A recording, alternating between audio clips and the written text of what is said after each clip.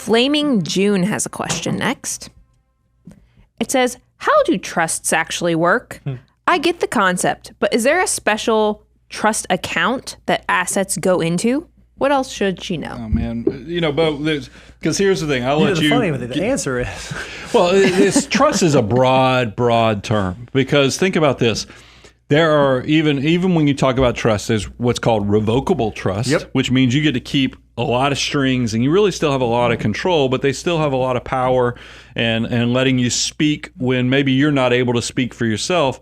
But they still, like I said, you have some strings, and the government treats you differently. The taxability is treated differently because of that. And then there's what's called irrevocable trust, where these things, they almost are like they are. It's not almost. They are their own individual tax entities. They have to file their own tax returns, and they do. And now all your strings are, you're basically, you don't have control of this money anymore, and the government treats you a little different from that. So you can quickly see but very simple. I did not even go into all the different names of trust, because we could spend pretty much, we could fill hours full of all the cool little acronyms that estate planners and estate attorneys have come up with for you to know how they are. But that's the outlying structure, is that these things are set up so you can to speak when you can't speak for yourself, or to help you with estate planning. What else would you add to this? Yeah, I was thinking through an analogy. This one sucks, but I'm going to give it to you anyway. A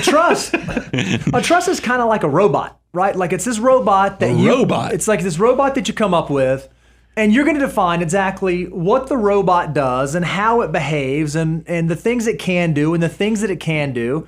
And there are different types. So like revocable trust would be like a robot where you can continue to change the inputs. Like you can alter what it does and it can change through time. An irrevocable trust is a robot that you build, but when you build it and you set it in, you can't go back and change the programming. It's going to operate the way that you describe it to operate. And so what this robot does is that if you remove yourself from the equation, the robot knows exactly what it can do with the money that it has, how it can spend it, who it can give it to, where it's going to go, what the implications of the decisions that it makes are. You get to design that. So you sit down with an attorney and you formulate a trust document. And that document is going to be the manual through which that trust operates. So you define how all of that stuff is going to happen.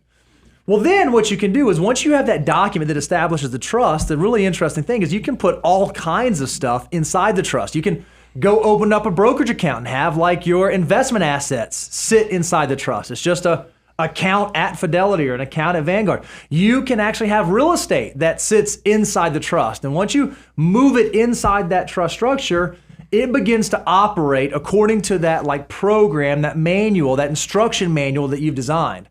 So it allows you to create a separate entity outside of yourself that can follow your directions either now while you're living or later on, even past your death. Well, I'll lean into this crazy analogy of robots, which is so weird with the artificial intelligence, APIs, and all the other things you could. You went with old school George Jetson robots, I want to lean into it. I was thinking Johnny Five. I want to lean into it because I think this is something you have to have a why for these robots, because one of the things that I get when as a financial planner and when we review estate plans and structures, sometimes I see these estate attorneys that churn out these document forms where I think you come out and you're like, it's very complicated, it's very thick, and if you go with Bo's visual, they're essentially creating a bunch of robots that are sitting out back just waiting to be used. You don't know why they're sitting out there. There's no purpose for them whatsoever. And the problem with robots